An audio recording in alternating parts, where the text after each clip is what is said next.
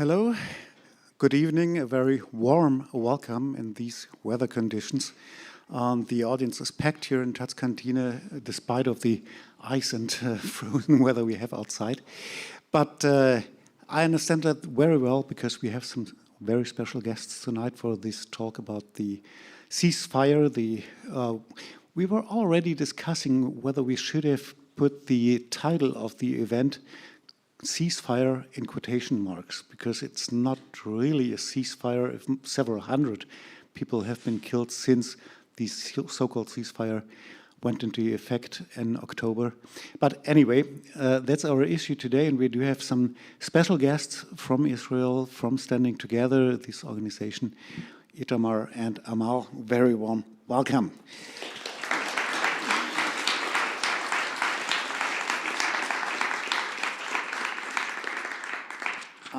This event is possible not only because of Taz, but because of a very nice cooperation with the New Israel Fund, Germany. There are actually some flyers at the exit. You will find some flyers.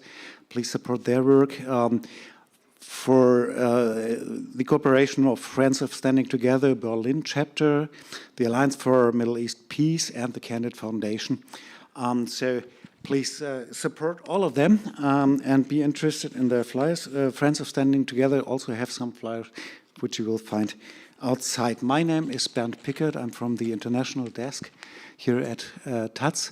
And those who read Taz know that I'm now not a Middle East expert. I work on the United States. And obviously there is some interconnection between those issues, especially in these days and months, and maybe it has always been like this, but nevertheless, please, forgive me if I can't do a short lecture about 80 years of Israeli history in 3 minutes, because it's their expertise. Itamar is one of the founders of Standing Together. He's a community organizer, and currently also a member of the City Council of Tel Aviv-Jaffa, if I'm right. And Amal is a journalist, joined Standing Together some 3 years ago, if I'm right. Working on media for Standing Together. And as always, you always travel. If people from Standing Together come, they always show up in teams of one Jewish Israeli and one Palestinian Israeli.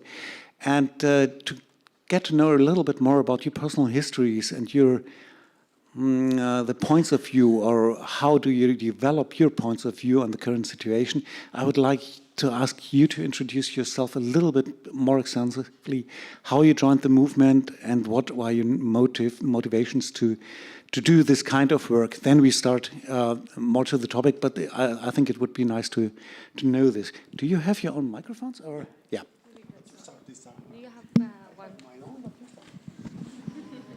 Okay. Hello, everyone. As you mentioned, a little bit complex weather, I would describe it. And thank you for coming here despite the weather. Can you hear me without the microphone, or is it also because of the... Yeah, live stream, okay. Please use the mic. My name is Amal, and although our movement is all about, hope and building hope, I'm going to start with the saddest moment I have in the last 2.5 years, It was when I woke up and I realized that the journalist Anas al-Sharif was killed by the Israeli army. And I think that I cried in that day. I'd say that what made me really sad about it, because he wasn't a reporter, we're here talking about journalism also and the role of journalism and all of that. So he was killed after the first ceasefire, we could save his life. And he wasn't a reporter before the war started, And he's like some kind of a hero that came out of the people.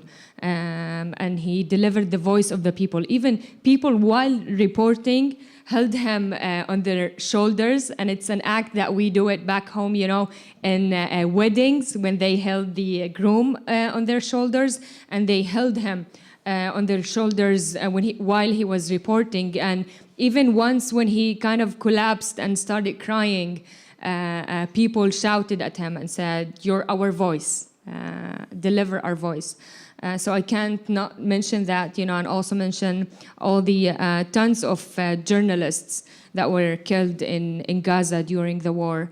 And beside that, also, like, maybe in a bit, we'll talk about the role of media, if it's international media or also the media, the mainstream media in Israel, and its own role on the ongoing Nakba of the Palestinian people and also during the war on Gaza. So my name is Amal. I'm Palestinian, citizen of Israel, Palestinian who has an Israeli ID, Palestinian of 48. And I always find it funny to include number in my own definition, But my name is Amal, I'm Palestinian. I grew up in a city called Kufr. When I grew up, it was a village, and then we became a city.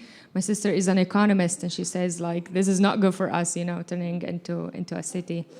And my story in Standing Together started on the 9th of October. I was working as a journalist in one of the TV channels we had back home, and kind of before going to that day at work, I kind of knew what scenario waited for me. Every time anything happens that affects the security of Israel, the first people to be targeted are my own people, like the Palestinian society inside of Israel, because we're the closest Arab blood to the Israeli society. So once I got to work, people intentionally sat next to me and started talking in a very genocidal speech about all Palestinians, how they should kill all Palestinians and destroy Gaza and just drop a bomb on Gaza. And in the beginning, I was like, oh, I can still, sit next to you and hear that. But after a couple of months, I just had enough of it, and it might sound a little bit cliche for some of you, but I do remember asking myself one question, is this the time where I'm gonna feel the pain of Palestinians, of my own people, or is this the time where I'm gonna feel the pain of all? And the answer to it was very immediate and obvious to me, I'm gonna feel the pain of all. And enduring all of this pain and living in this, homeland that I love so much, and I love the people living there, it hurted so much. And I think that the thing that hurt me the most was the fact that I couldn't find people around me that shared the same values and agenda, people that refuse for any innocent person to be injured or killed. And there's where I got to Standing Together. Standing Together has also chapters in the universities. And during my BA in political science and also my master's degree in women and gender studies in Tel Aviv University, I was familiar that there is a group called Standing Together. You see them always in the campus wearing purple. Purple is our color, if you didn't notice.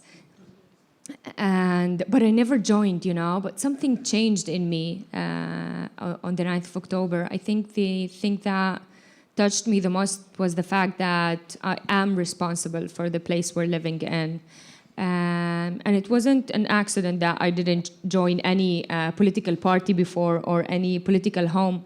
As a Palestinian living in Israel, the genes of the military regime that my grandparents lived under transformed to my parents, and then it transformed into me. And I always make kind of joke about it, that back then, they lived in a military regime, but at least it was official, we knew that there is a military regime. Right now we're facing the same policies, but it not announced. And that's why I didn't get into politics in my life. I think that the only window that I had to politics when I was a kid was through the voice of Shireen Abu Akleh, another journalist that was killed by the Israeli army while reporting for Al Jazeera in the Jenin camp. And then when I got into the university at the age of 18, I noticed something. I thought everyone in the country lived the way I lived, in the same funds for the schools and the same streets and everything. But when I got there, I realized that it wasn't the same. And I think that learning also made me understand the phrases of occupation and policy of occupation, discrimination and apartheid, etc., you know.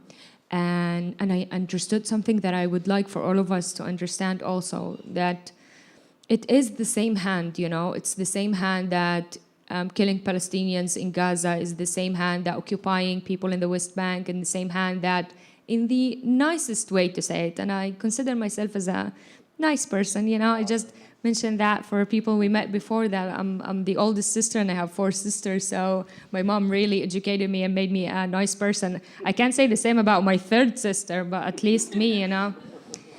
And in the nicest way, the government isn't treating me as an equal citizen. And maybe in a bit we're going to talk more about what's happening inside of the Palestinian society, inside of Israel. So once I understood that, I had no other choice but to be an activist.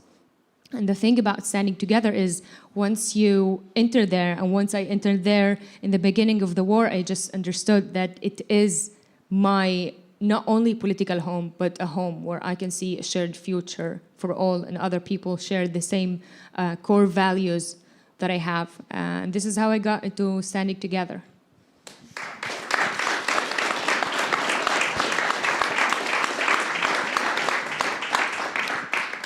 Thank you, Amal. Itamar. And maybe I'll speak a little bit about how we founded the movement. So, hello, everybody. Good evening. I'm very happy to be here. My name is Itamar. Sadly, I'm 40 years old. I grew up in a small kibbutz just out of Nazareth in the north part of Israel. Now I live in Tel Aviv. And in 2015, I was very lucky to be part of the group that founded Standing Together, although I must say it would have happened also without me.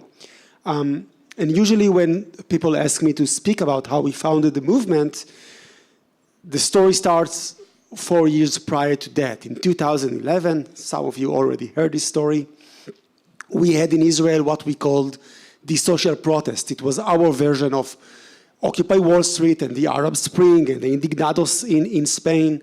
And if you take into account the size of the Israeli population, our protest was the biggest of them all. In one night, we had 500,000 people marching in Tel Aviv. I don't know about German terms, but in American terms, that would be equal to 22 million Americans marching in one night in New York. And interestingly enough, we had this chant that we took and changed a little bit from the Tahrir Square in Cairo. They chanted at the same year, sorry for my accent, Ashai Burid Iskat al-Nidam. The people want to overthrow the regime. Not a bad idea. We took it and we changed it a little bit to Ashai Burid Adala Ijtimaiya in Arabic. In Hebrew, Ha'am Doresh Tzedek Chevrati. In English, the people demand social justice.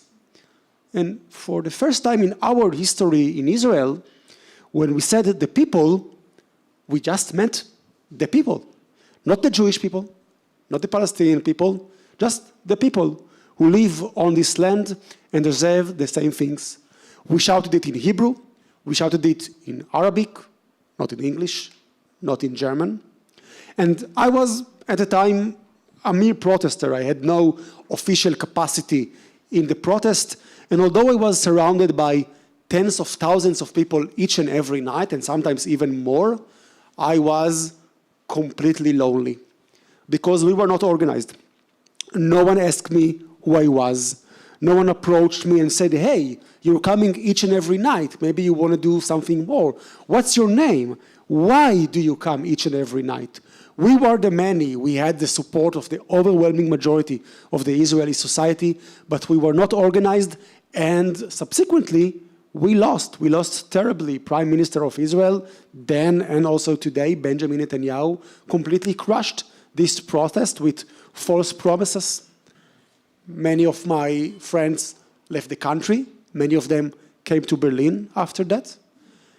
And I learned that if I want to do something in order to change my society, I need to find another lane, another path. So I went to volunteer in the Israeli parliament, in the Knesset, at the chamber of Dov Hanin. Dov is a very well-known figure in the Israeli peace camp.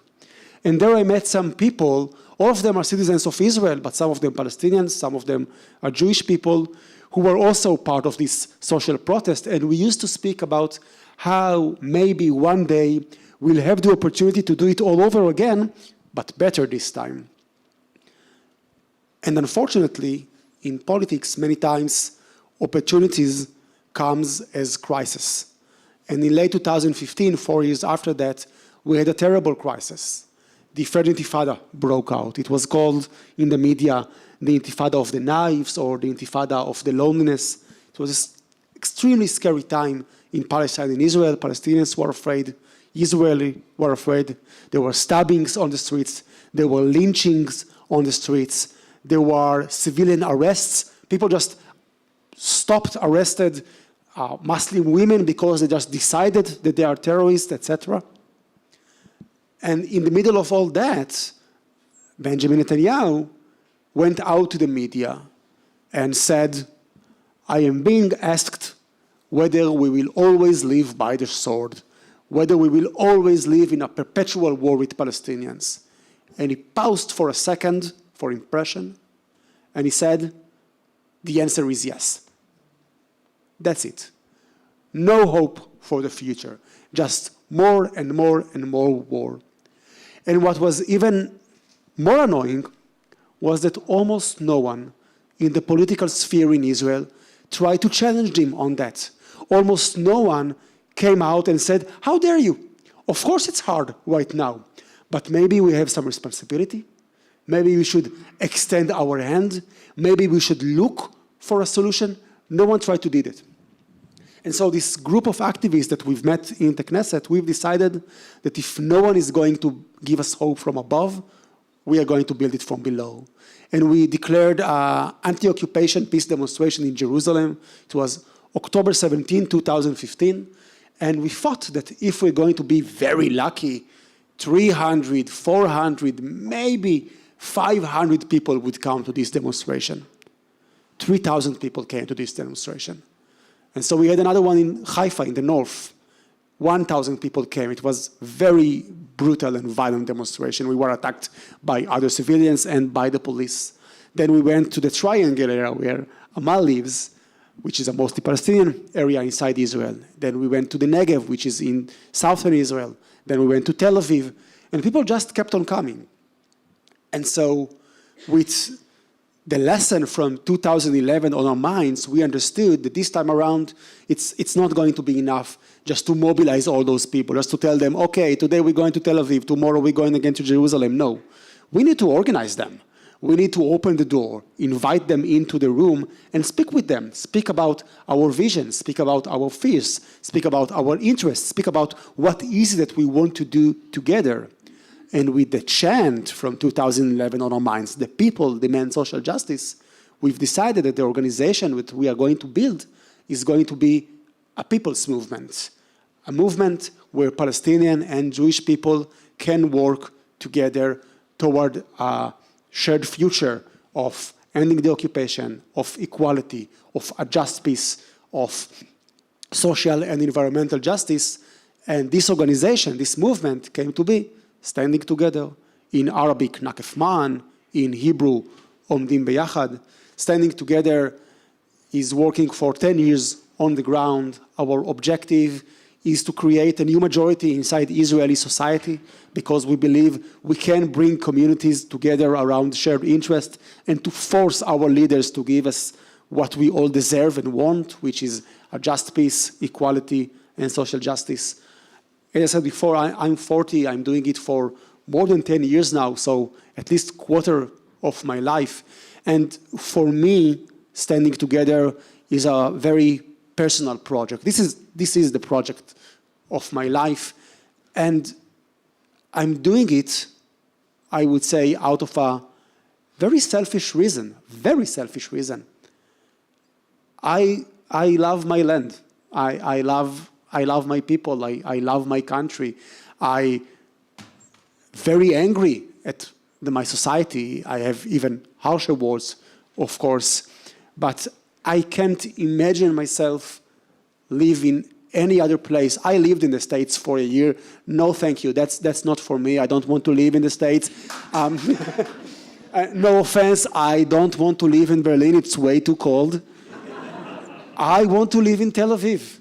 I want to build my life in Tel Aviv. I want to see my niece and nephews grow up completely safe and building their lives. I maybe want to build a family of my own. But I also understand and I also recognize that I won't be able to do that. I want to be able to live freely and safely if other people on the same land won't be able to do exactly the same thing. My freedom depends on Palestinian freedom. My safety depends on Palestinian safety. My prosperity depends on Palestinian prosperity. We live together. We share this land. The only way I can get a good life, and I dare to say that I deserve a good life, just like everybody else, is if Palestinians would get the same good life. And this is why, no reason, thank you, but this is why I'm in Standing Together. This is why I'm waking up each and every morning and working with Amal, with Thaura over here, and with the thousands of members and activists of Standing Together. And this is why we are also here today. So again, thank you very much for coming.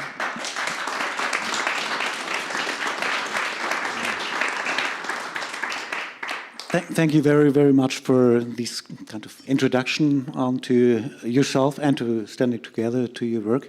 I would like to part our conversation in maybe 2 parts, maybe 3, although the second and the third are intertwined.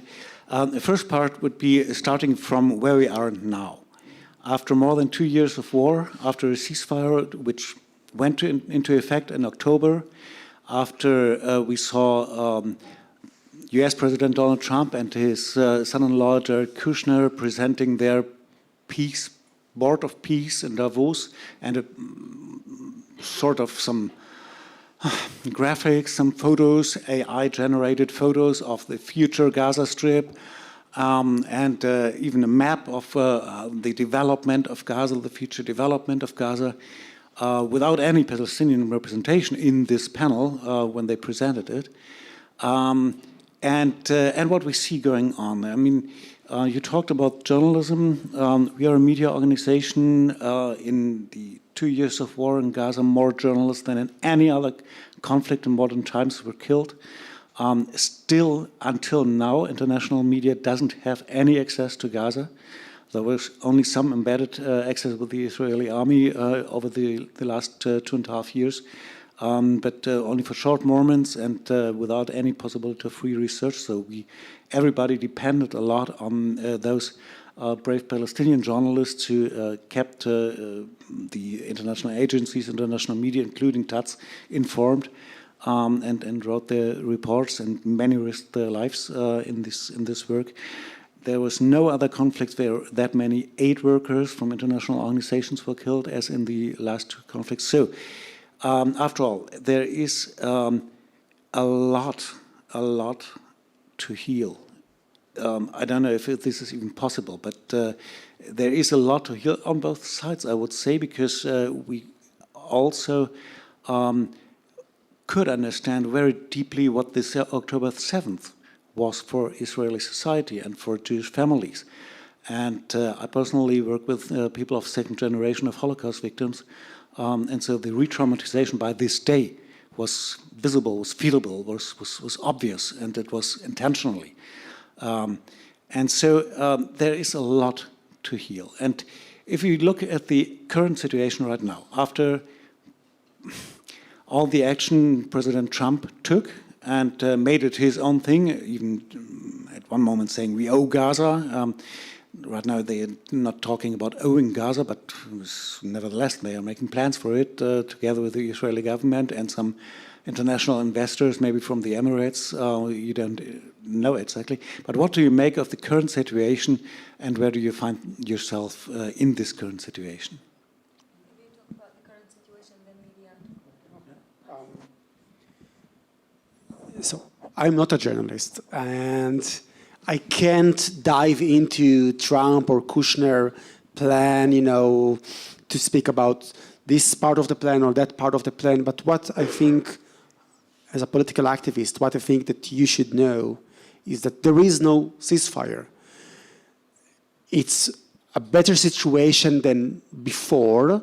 When they signed the agreement in October, of course, there was some kind of de-escalating, but there is still fire. I mean, the headline of the event is what comes after ceasefire. Apparently, the answer is more fire. People are still getting killed in Gaza.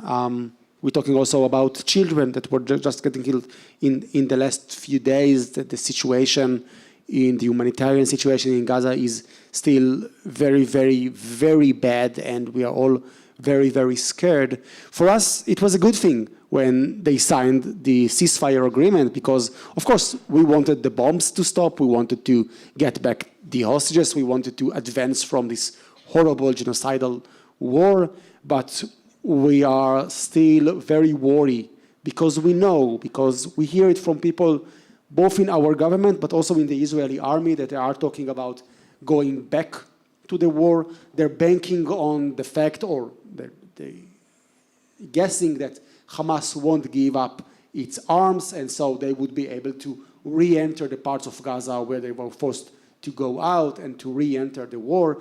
And for the Israeli far right, we know what that means. They don't want to get rid of Hamas. They want to get rid of the Palestinian population in Gaza. They talked about it many times. They talk about transfer. They talk about anti-cleansing. We heard a lot of genocidal statements from ministers in our governments. They want to rebuild the settlement, so we are very worried about that. Also, another thing that you should know is that since October, as kind of a consolation prize, I would say, there is an upsurge in violence in the West Bank. It looks like the Israeli government almost told the settlers in the West Bank, in so many words, okay, we were forced to sign this agreement on Gaza, so go ahead and do whatever you want in the West Bank in order to revenge what happened. Sorry, I forgot the word. And we see horrible events happening in the West Bank. People are being murdered. There are pogroms. Violent settlers are burning houses and demolishing everything on the way. They are killing animals. They are trying to expel Palestinian communities. More than 700 families already left their houses. Palestinian communities, Palestinian families already left their houses because of that. And I'm talking about settler violence, but actually I should talk about state violence, because the Israeli army is doing absolutely nothing. They are overlooking this violence. Sometimes they are helping them doing it.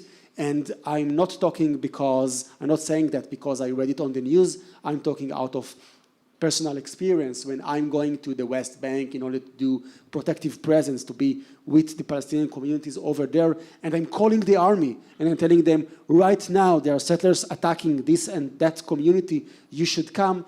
They hanged the phone on me.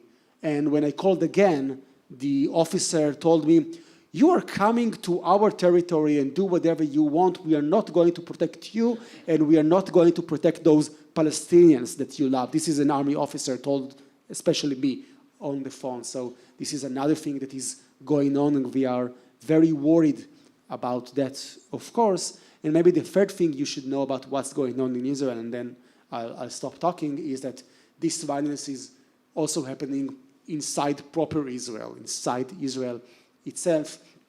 There are more and more violent attacks against activists.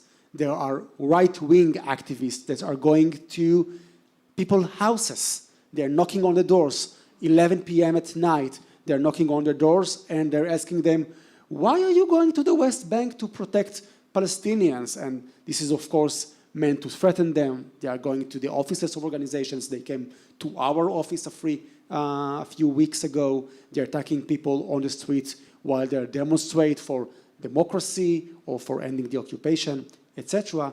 And of course, we have also the situation within the Palestinian society inside Israel of crime organization, where the Israeli government and the Israeli police is doing absolutely nothing to stop this surge of murders and violence also inside the Palestinian society in Israel. And it all looks like the same plan, which is about getting people completely desperate and convincing people that there is no way to change the situation. And this is what we are trying to fight against. We're fighting against those people who attack us, but we are also trying to fight against this notion that there is no hope. Our message is where there is struggle, there's hope, but I have to say it's getting much, much harder. So you mentioned Trump, and although we always said as a movement, like we're into anyone who's trying to provide peace, yes, and security for all people living and ending the suffering of the Palestinian people. But I've heard that from a friend a couple of weeks ago that usually when you think about policies of any government, so I think, you know, rationally they did this, this is the history, this proved that, but we're talking about Donald Trump, and the thing about Donald Trump is that he acts by emotions, yes, and he acts by what he heard from his last, the last person he talked to. So if he's talking about a peace that we saw in the 90s where the Palestinians are still living under apartheid and occupation, and there's no free movement for them, and they're not free to do whatever they want and to decide how their destiny looks like. So it's not the peace we're talking about. We're talking about a just peace that would provide dignity and freedom for all, you know? So yet, I'm not saying that we're against it or something like that, but, you know, doubtful about the plan itself. I'd continue and say also about what's happening, you know. Itamar talked about the settler violence that we're facing and about the ongoing war on Gaza, not really having a ceasefire. So I'd like to maybe talk a little bit more about what's happening in the Palestinian Society of Israel. As Itamar mentioned, we're facing a high percentage of crime, yes? And some people say it's a failure of the government, yes, a failure of the minister, Itamar Ben-Gvir. But what we're trying to say that it is success. This is what Itamar Ben-Gvir wants. This is what the current Israeli government wants. Not only the current, but also other governments that we had also before. And while the government is trying to say that the high percentage of crime, like we almost lose 2 people daily. Today morning, 3 people got shot. Yesterday, 3 people got shot. It's happening daily. The streets aren't safe. It's like living in a different cities, you know, and in a different countries, and the streets aren't safe. People are afraid, and just like a month ago, I interviewed a 9-year-old kid who played in the street, and then he got shot. And what we're trying to do in Standing Together, that we have a campaign that's called Only Together We Can, where we visit families that lost their beloved ones. But not only, we have also lectures and protests. And we started talking about it when no one could talk about it. Because, you know, like criticizing the government, despite the silencing policies that we have, and the people that got arrested because of liking a post on Instagram or publishing something that shows solidarity with the children or Palestinians in Gaza. But you're not talking only about this fear of the government or being arrested. You're talking about, like, you know, a fear of your life. If you're talking about these organizations that are supported by the government, you know, and the question that I'm gonna just like let you think of, yes, where do they get their guns from? You know, like who give them these guns? So this is one of the major issues, and we're trying to make protests, and also where both Jews and Palestinians participate in these protests. Just a week ago, we participated as the movement. We didn't organize it like other parties organized this, but we participated, and we were 100,000, both Palestinians and Jews, protesting in Habima, in Tel Aviv, against the organized crime. And it's a very huge issue, you know? And it's coming back to what I said earlier about it, that it's the same hand that targeting Palestinians for only being Palestinians. So this is the situation now. I'd say also that, you know, I want to talk only about the Israeli government and about our fascist ministers. That and I'm calling them fascist because they are. Yeah, and they call themselves also fascist. Smotrich called himself a proud fascist, you know. But it's not only the government, the challenge that we're facing as a movement. I mean, when you have a government that is killing people in Gaza, no international law, no one's stopping them, it just gets into the society, you know, and unfortunately, the Israeli society is becoming more and more fascist and also more to the right. And I can talk about like tons of things that happened to me or other activists that could face this. So we're facing very, very challenging times, I'd say, also in Gaza and also in the West Bank, but also inside of Israel. I would like to ask you about the different protest movements which exist in Israel right now. I mean, before October 7th, there were all those big demonstrations every Saturday in Tel Aviv and other cities against the Netanyahu government, against the so-called justice reform, against the corruption of the government. And this all changed after October 7th. There were no demonstrations at all at first. And when they came back, it was a lot about the hostages, to get back the hostages, a lot of criticism of Netanyahu, how he conducts the war. But there was, at least from my perspective from the outside, not a lot of criticism of the occupation, the war, which already at this point many called a genocide or genocidal war. And they were standing together, trying to connect with these movements. When I talked to Alan Lee Green last year, one of your colleagues and friends for the leadership of Standing Together, he tried to be very optimistic. He tried to tell me that when you first showed up at those demonstrations holding up photographs of killed children in Gaza, you were treated as traitors. Go away. This is about our hostages, not about those people. And then slowly but surely you were accepted, and it was part of the demonstrations and of the protest.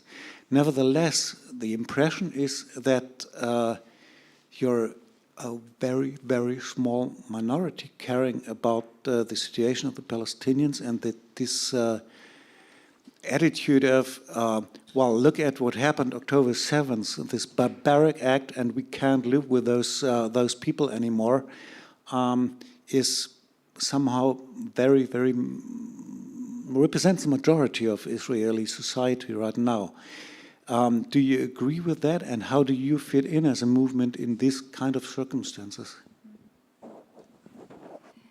You can look at us as minority, yes, but let's look at numbers also. Ever since the 7th of October, the movement got bigger. You know, we had only 2 student chapters before the 7th of October. Today we have 12.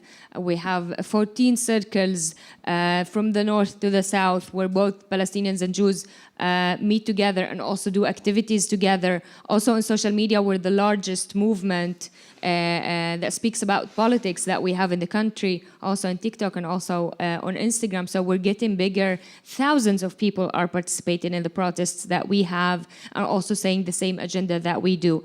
I'm not saying that we're the majority. I might say that we're the majority when it comes to want to live, you know? We always say that we're part of the majority because the majority wants to stay alive, wants to survive and be alive. So at that aspect, we are part of the majority. As I said, we are facing challenges of how the society is going more to the right. But we're growing up, and it brings hope. Only our co-manager, together with Rula Dawood, didn't lie when he said that we're hopeful, because we do have hope, and we see how it's changing people. Also, protests during the war in Gaza, holding children that got killed by the Israeli army, the pictures in Jaffa and in different places in the country. So it is like we're trying, and we're getting to a larger audience, and maybe this is also one of the struggles that we have. When you want to talk to a larger audience and you have one message, it makes it much more harder, I would say.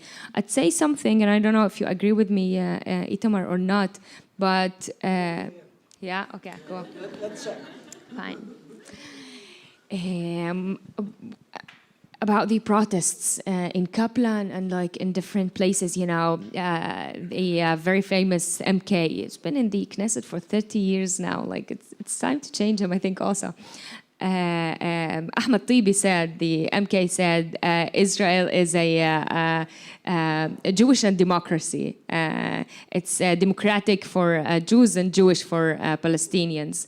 So when people protest for democracy, you just ask, what kind of democracy do you want? Is it a democracy while you're oppressing and occupying other people? Is democracy? I mean, me, myself, I got hate message in the beginning of the war from someone who would skip work to go to these protests just to yell and protect the democracy of Israel, the only democracy in the Middle East.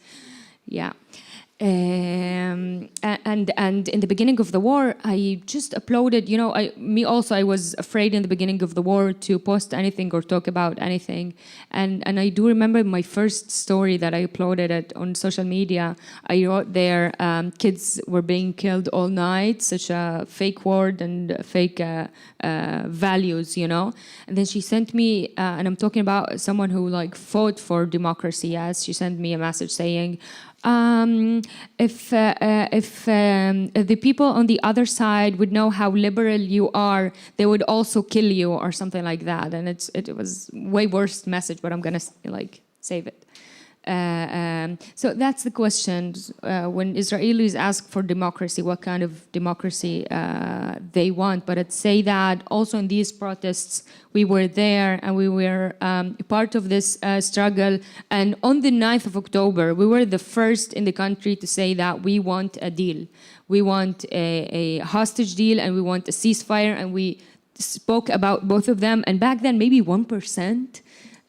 Less than 1% of the Israeli society approved that, yes, and maybe a year later, something like that, more than 70% of the Israeli society wanted that. So saying that there's minority of people that believing that peace is the path and there is another way, in one way it is true, you know, but in other way, this is not what's gonna stop us from still having hope and trying to change the reality.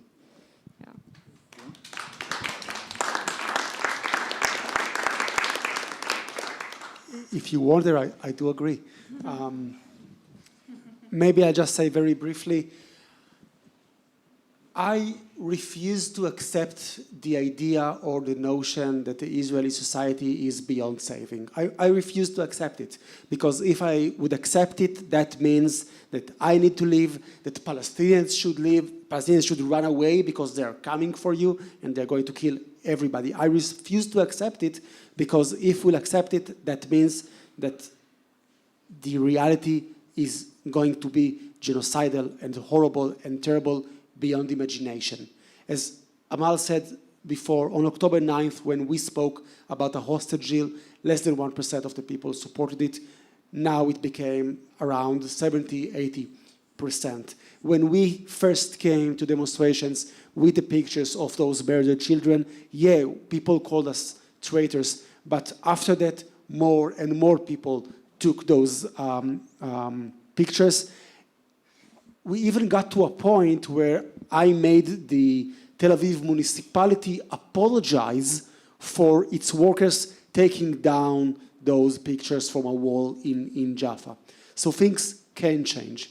Has our society moved to the right? Yeah. I mean, we can't deny it, and it's going to be very stupid to deny it because we need to confront that. Do we have a lot of fascist people, not only in our government, but a fascist state of mind inside the Israeli society, a genocidal state of mind in our society? The answer, again, is yes. But if we'll give in, that just saying that we are enabling them to do whatever they want, and this is something that we will never do. We believe in people. People are never beyond serving. We're not trying to save Itamar Avneri. We're not trying to save Bezalel Smotrich. But you know what? For me, again, it's very personal. I'm not proud of that, but I have cousins who voted for Itamar Avneri, and I know the reasons they voted for Itamar Avneri, and I believe I can still speak and convince my cousins to change their way, and I think this is basically why we're doing what we're doing, because we always believe that people are never beyond savings.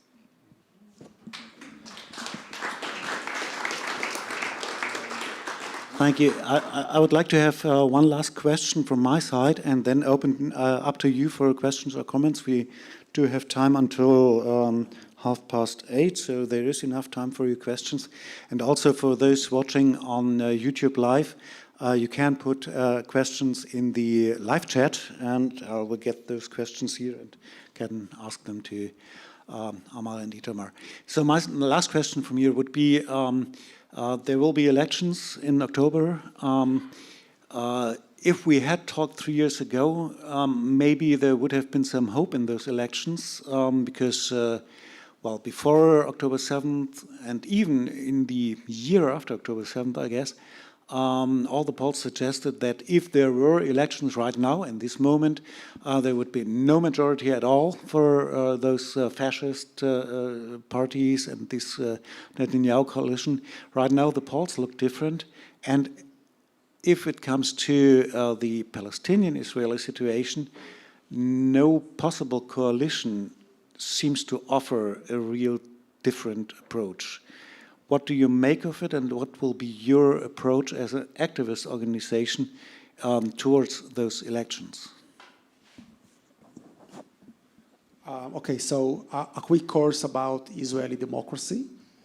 First of all, there is no Israeli democracy. There are democratic spaces in Israel. It's not a full democracy at all, and shrinking, but in elections, there are 120 seats in the Israeli parliament, the Knesset, meaning you need 61 in order to form a coalition. Right now, according to the polls, Benjamin Netanyahu and his current coalition is very far away from that. According to the polls, they're getting maximum 50, maybe 53 seats in the next parliament. But the other side is also unable to form a coalition, or I should say they are unable to form a coalition because, I'm very sorry to say that, they are inherently racist. The Israeli government, the Israeli political system, is inherently racist.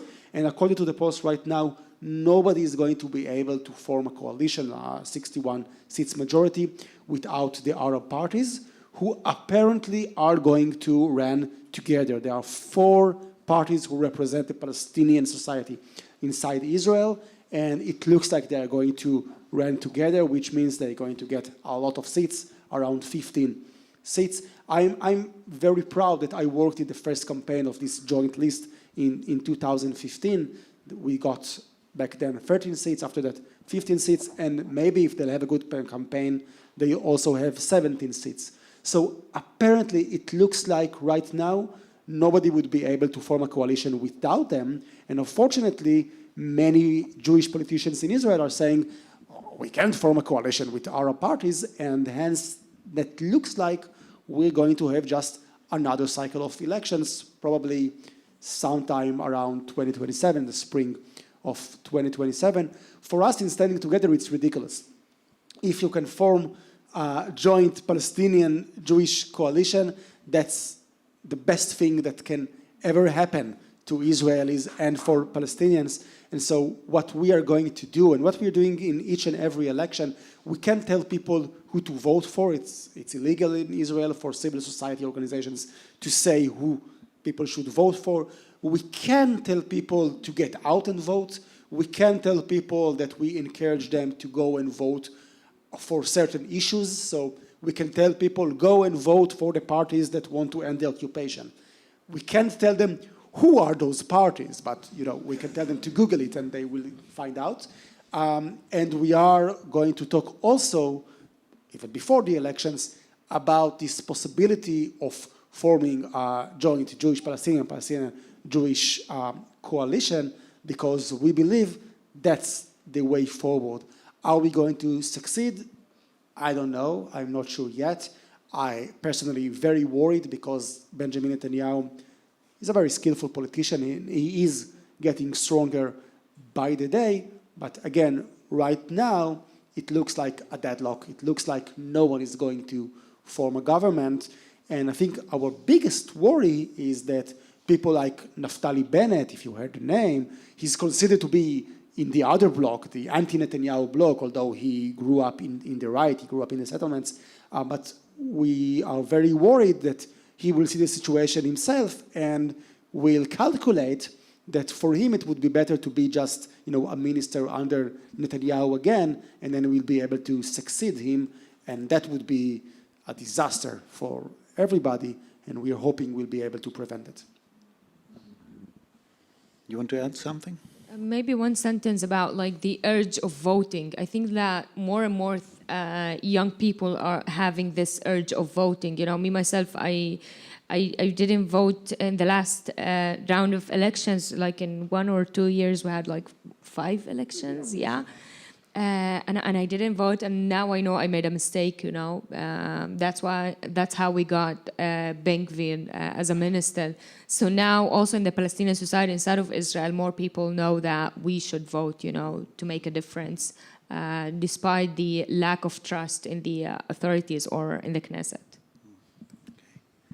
So, yeah, there's. Somebody will come around with a microphone, and we need it. Peter, I guess. By the way, I didn't thank the team of Taz Kantine for all the technical support here. I will do it right now. So, yeah, Peter's coming with a microphone. Here's the first question. And if the questions are short and precise, we will take them one by one and not collect too many, because then we forget half of it. So, please. I'm the first. My name is Juan Andres. I was born in Uruguay from Jewish parents. I'm not Jewish and I don't know Israel, but still I see that what is happening now is terrible. My question may be naive, but you said that in Palestinian regions there's more and more crimes, but you didn't say who are making these crimes. Sorry that I don't know that, but it's my question. Okay. Do you want to answer it right now? Yeah. It's organized crime by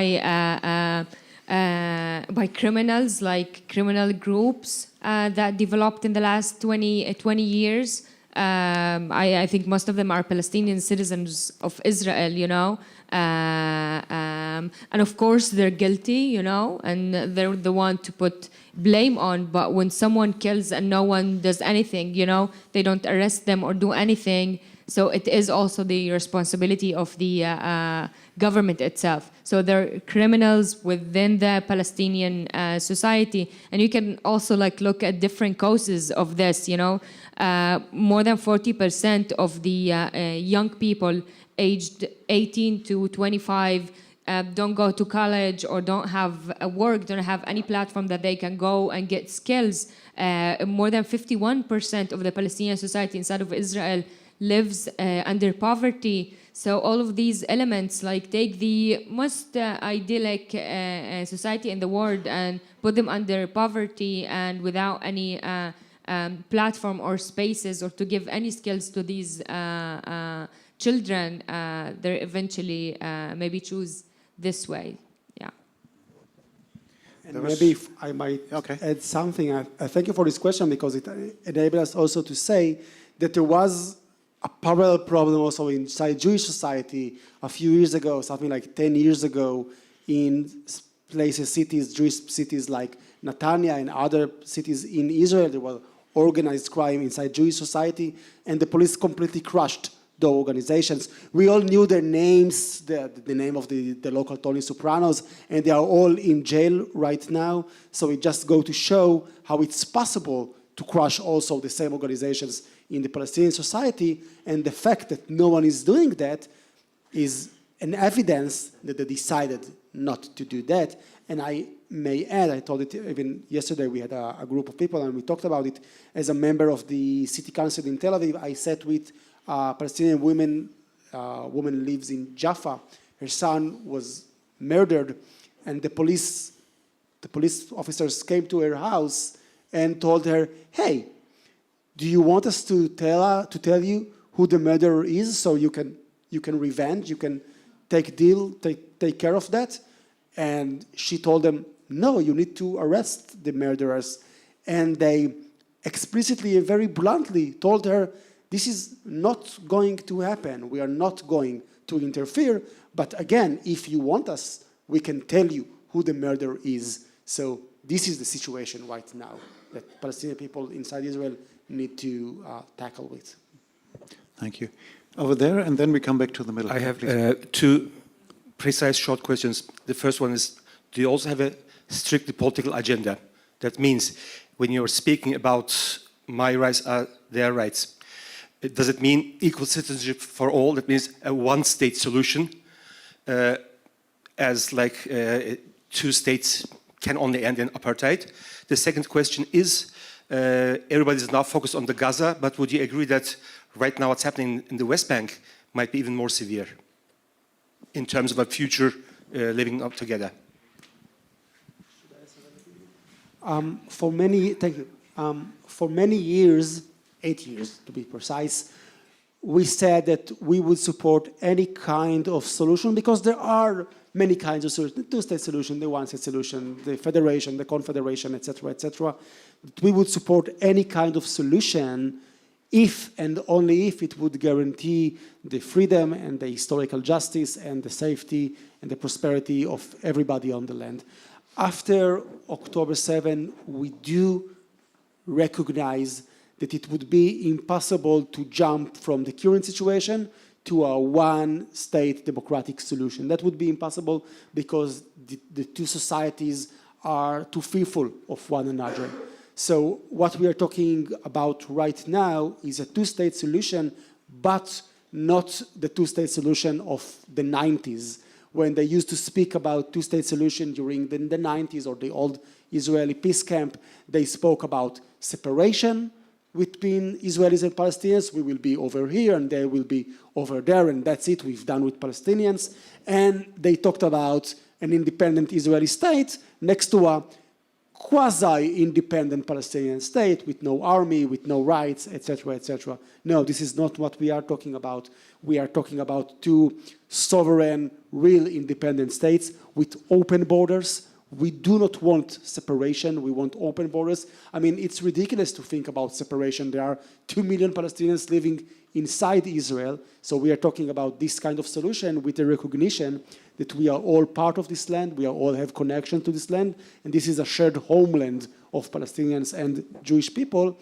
And we also recognize that that would only be the beginning of the reconciliation process. We need a reconciliation process, but we can't start it until we end the occupation.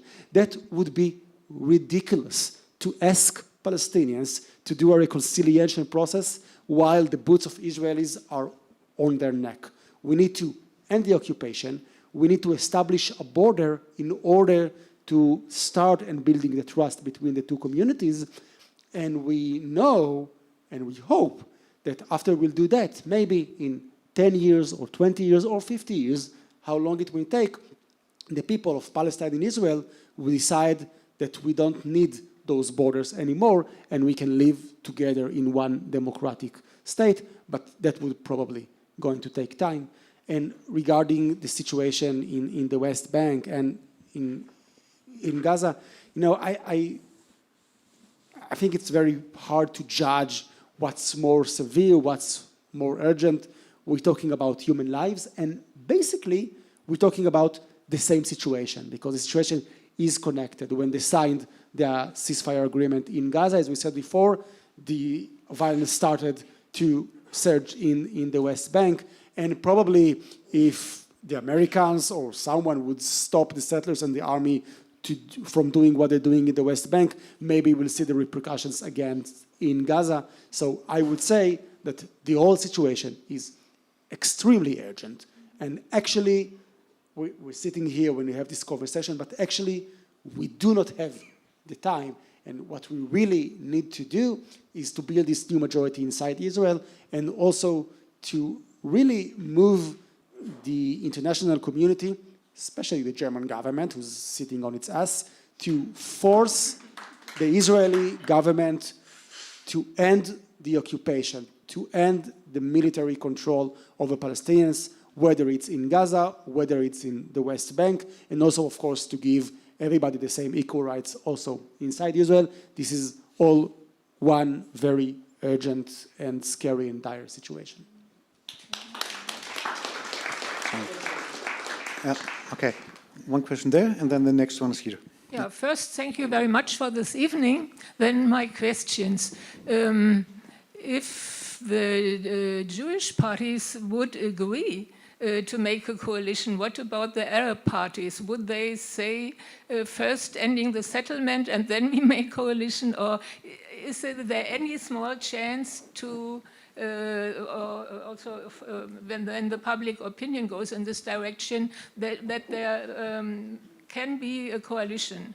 And the other question about the public opinion and the discussion among the Arab Israelis, what do they think and how do they speak about extremist terrorist organizations like Hamas and non-religious like PFLP?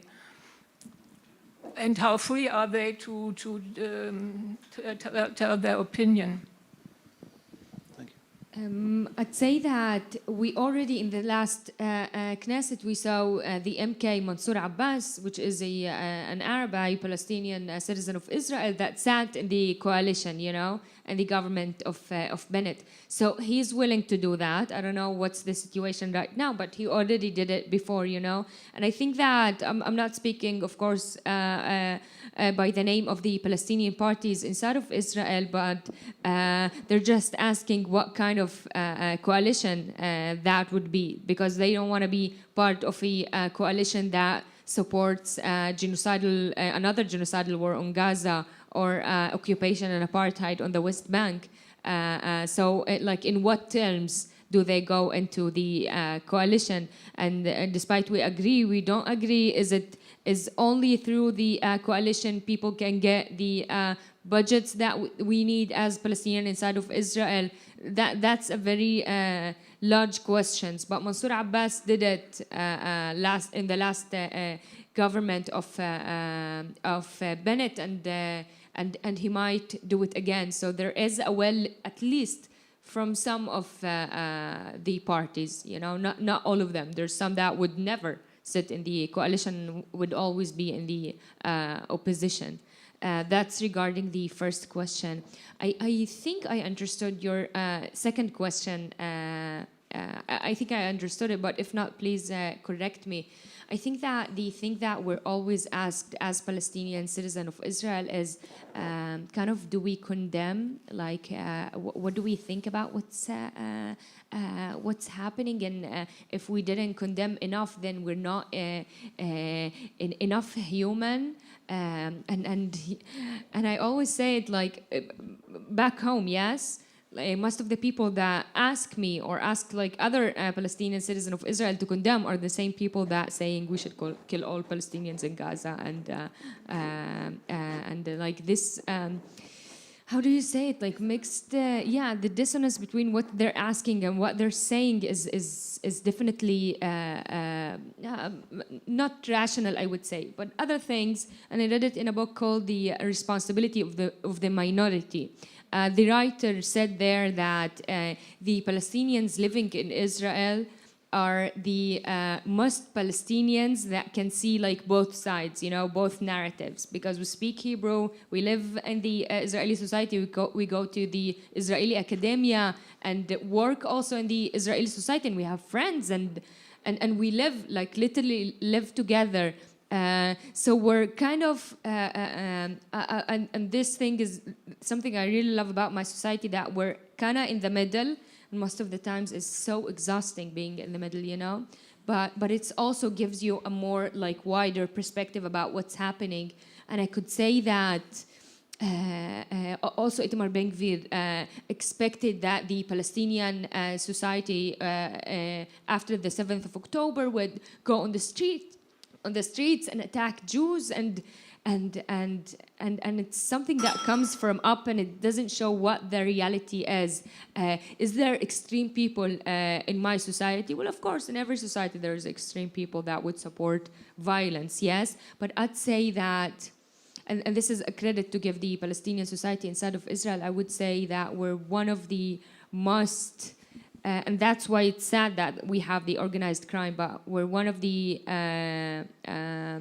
most societies that can see both sides and still have this mercy and empathy with both sides. I mean, I don't have to, but like my mom prayed for Matan to come back to his mom, like Matan, the hostage that was in captivity in Gaza. And just when we saw that on TV, we were so happy that it happened, you know. And I can say that this is the situation of most Palestinians that living in Israel.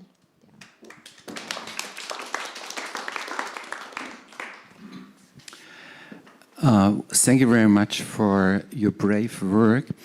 My question is, if we look back at the history of Israel and Palestine, it seems, and I'm afraid, that there will never be a chance for peace if we don't change the consciousness of the minds in Germany, in Europe, and in the States.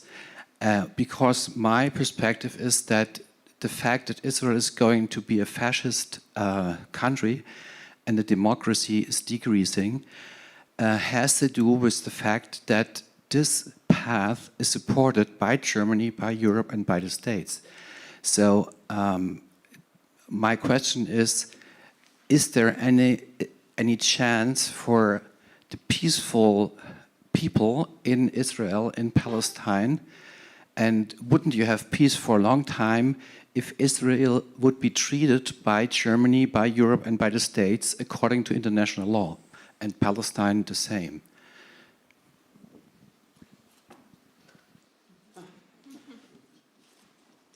The short answer is yes, there's always hope.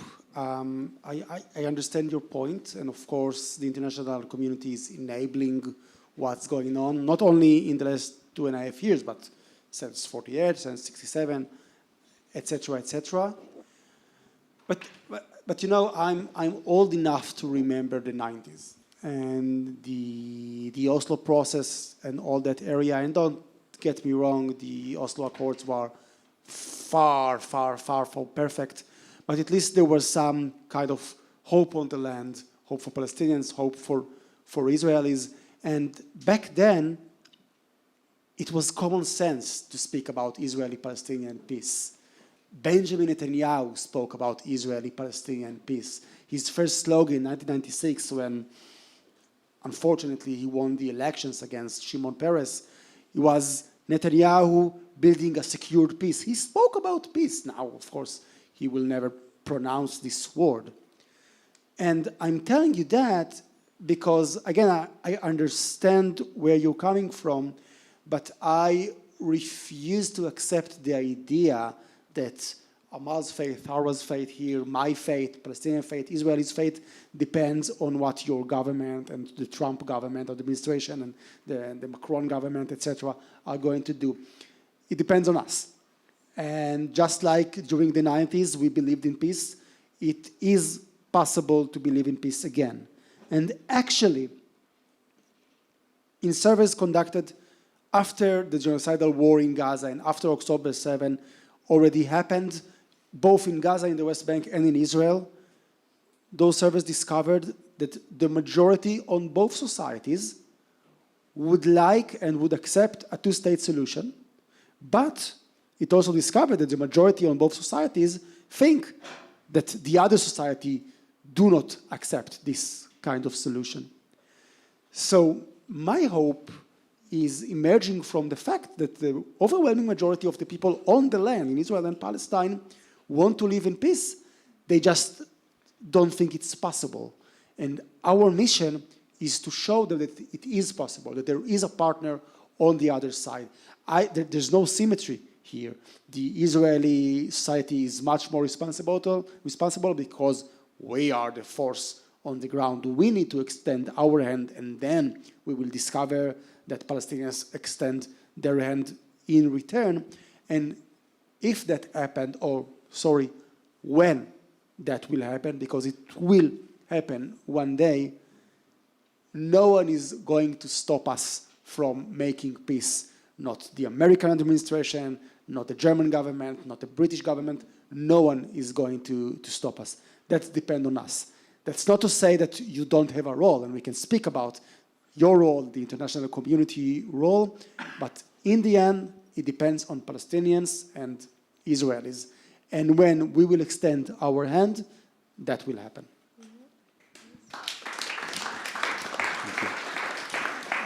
Yeah. Please. Hello, my name is Claudia. I would like to refer to the upcoming elections in Israel again.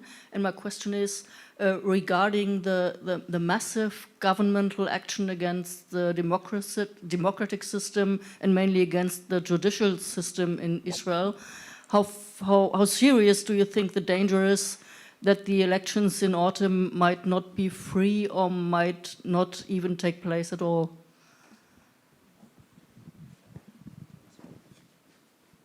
I don't think we're there. I don't think it's so bad. No, please, we're not there, right? Like, I don't think that we won't have elections at all. But we might every time Benjamin Netanyahu wants to postpone an election, he opens another war, with someone else. Now he's talking about the war with Iran or with Lebanon, also what's happening in Syria, maybe Gaza again.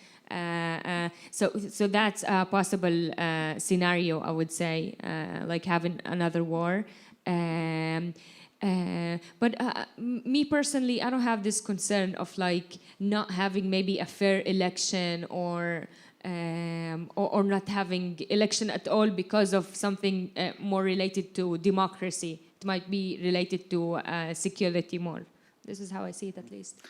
I hear this question actually a lot about the US elections in November. That's another issue. Yes, I agree. There would be elections. I agree we're not there yet, and Benjamin Netanyahu wouldn't dare to do that. Is it going to be fair elections? Well, it's not going to be the first time that there would be very subtle but very powerful campaigns to convince people not to go and vote, especially in the Palestinian community. Actually, we had a Get Out the Vote campaign in the last elections in Palestinian society, and then the Likud party, the party of Netanyahu, sued Standing Together and took us to court. We won. We got 15,000 shekels from them on that. So they are trying to convince people in very different ways not to go and vote. It would probably, our guess is that it would probably be the most violent election day in the history of Israel, and we do know that they are participating for that. And it may be the case that if Netanyahu would completely lose and would be crushed in the elections, it may be the case that he will try to say, just like Trump in 2020, that those were unfair elections, and he will try to hold power. But I do think that civil society and the society in Israel and the political sphere in Israel is still powerful enough, emphasis on still powerful enough, to withhold those kind of developments. But who knows what will be in the next few years. So you're right to be worried. I think it's more nuanced than that. Thanks. There were more questions over here. Yeah. Bitte, kannst du hier vorne einfach, da direkt gleich durch, zweite Reihe. And yeah.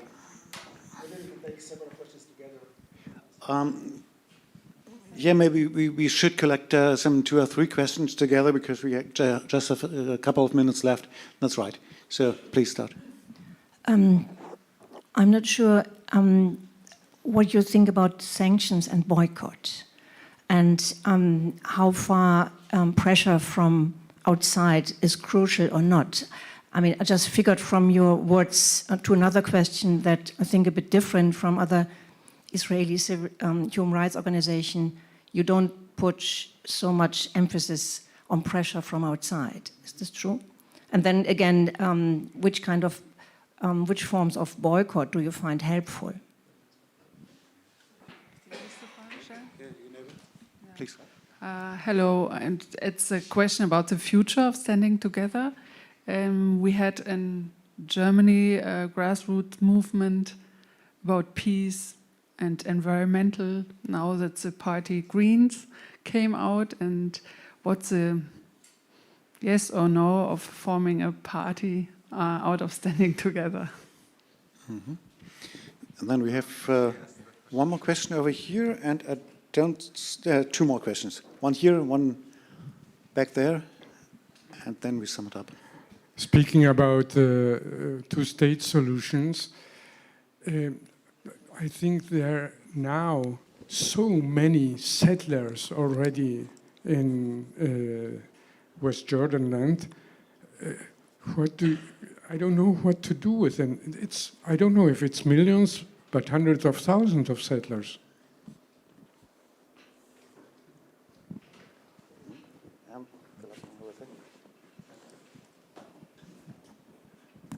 Hi. I was just wondering if you could say a few words about the medical situation right now. I just read like a small headline that they're stopping to let in NGOs and aid organizations. For instance, in German it's Ärzte ohne Grenzen, or what's it called? The MFS, I think, or something. Maybe just a few words. What's the current situation in Gaza? Thank you. Yeah, you got the questions? Boycott, pressure from outside, political party, settlers, and medical situation in Gaza. Huh. Easy, right? So easy, yeah. Light subjects, just to end. Regarding the settlers, yes, there are a lot of settlers in the West Bank. Yes, we can bring them back. What we need to do is to drain this swamp. The Israeli governments are investing billions over billions of shekels or dollars or euros, what have you, in the settlements project. The minute we'll stop doing that, the overwhelming majority of them would go back to Israel because, I mean, I think it's despicable to go to live in the settlements, but the majority of the settlers, the Israeli settlers, move there because it's much cheaper to live in the settlements, because they made it much cheaper. The moment it will be cheaper to live in Tel Aviv, the majority of them would come to Tel Aviv, and the others will give them a deadline, and then we'll just take them and bring them back into Israel. It is completely possible to bring them back into Israel. Actually, the settlements are shrinking by the year in the last few years. So this is to answer your question. Regarding a party, it's illegal for civil society organizations in Israel to become a party, and we believe in the work Standing Together is doing, and because we are not a party, we are able to bring people from different parties to work together. We are able to force some of the parties in Israel to work together, to demonstrate together, and we've been doing that for the last 10 years. Having said that, I would say that, at least personally, and I know I'm not the only one, I do believe that we need a party like Standing Together in the Israeli parliament. You mentioned before Rula Daoud, the Lonely Green, and other people. I want to see them serve as members of the Israeli Knesset, and I think it would be very important for the future of both people in Israel and Palestine, and I do believe it will happen someday. It is a development, but it's not going to happen out of Standing Together proper. Again, that's illegal, and we also want to keep standing together, but we do need what we sometimes call purple leaders also in this political sphere, just like we ran in municipal elections in Haifa, in Tel Aviv, and in other places. Regarding sanctions, we don't put a lot of emphasis on that because we believe our work is inside our society. That doesn't mean that we don't think that the international community has a role to play. We understand that the international community has a huge role to play, and I can say, and we said it even before, I think the international community is completely disappointing Palestinians in Gaza, Palestinians in the West Bank, and also Israelis or Israeli citizens, whether they are Palestinians or Jewish people. In our opinion, what the German government should do is to invoke a real arms embargo over the Israeli army and the Israeli government, at least not to sell offensive arms that can be used in the West Bank or in Gaza. We think that the German government should recognize a Palestinian state. The UK has done it. France already did it. What are your chancellor waiting for? I can't understand. They should recognize a Palestinian state. We do think that if Benjamin Netanyahu would ever dare to, step on German soil, then you should arrest him because Benjamin Netanyahu is a war criminal. I think you should sanction and boycott Benjamin Netanyahu. You should sanction and boycott Israel Katz, the offense minister of Israel. You should sanction and boycott Benjamin Netanyahu, as I said, and also Bezalel Smotrich, and also Itamar Ben-Gvir. I think the German society or the German government should sanction and boycott the settlers, at least the violent settlers. If you need their names, we can give you their names. We know them. I think that the German government should sanction and boycott firms that are working or investing in the West Bank, and etc., etc.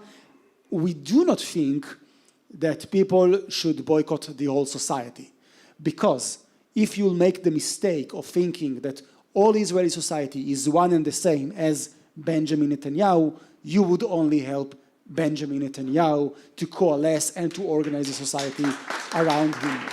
And so our demand for the international community is to pick a fight with our government, a real fight with our government, but while doing that, also speak with the Israeli society.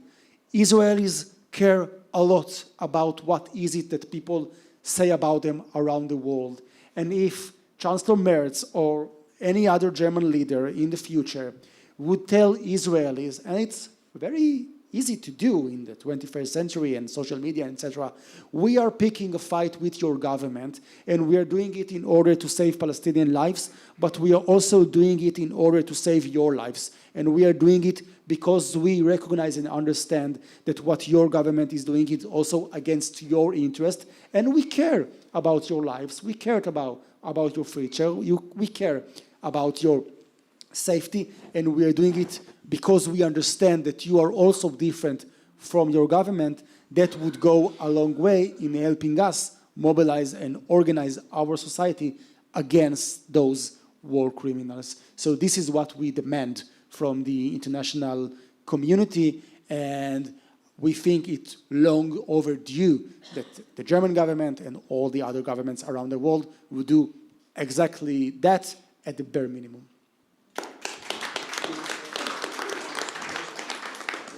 Gaza medical. You asked more about health, right, in Gaza and what's happening now. So as we mentioned before, ever since there was the announced ceasefire, 700 people got killed in Gaza. Daily people are still dying and being killed. Eventually, all the thing that comes into medicine and like saving lives also in Gaza, but also in the West Bank is like very problematic, you know, because once Nas Daily, I don't know if you know him or not, but he said that Israel is the country that the ambulance gets to you the fastest, like in the world. He said in 3 minutes, like you get an ambulance if something happens to you, and it's funny because we see people that get injured in the West Bank also have to wait for 3 hours, sometimes 8 hours, until they give them, you know, the ability to come in or to go to hospitals. Also, beside all of the, you know, all of the all the checkpoints that they're having between the villages and the cities in the West Bank. So if the ambulance could get to the hospital in 15 minutes, it has to take the way of three hours almost. So the thing that we should like spotlight here is the lives of Palestinians important at all for the Israeli government? And I'll leave the answer to you. Thank you very, very, very, very much for being here. A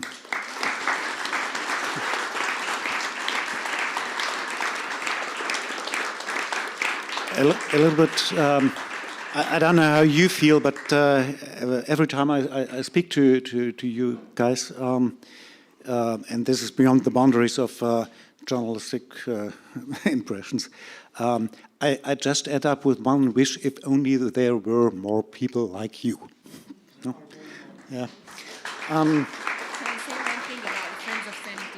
Mm-hmm. Also, if you want to be part of the Friends of Standing Together in here in Berlin, so we have Friends of Standing Together in Berlin, and you can get the flyers and like listen to them more about their activities, because there's Friends of Standing Together, like we're like not directly from the movement itself, but you can talk to them also and have these kind of meetings. Yeah. And maybe if I may add, I'll be very blunt and direct, Middle Eastern style.